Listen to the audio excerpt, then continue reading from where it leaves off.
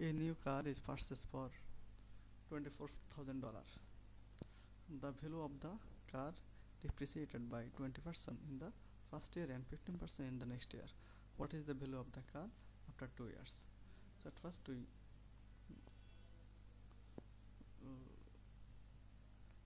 convert 24,000 to 80%. Then the value will be converted to 85%. We just multiply 24,000 into 0.8. Then that value will be multiplied by 0.85. That will be answer. So answer will be $16,320.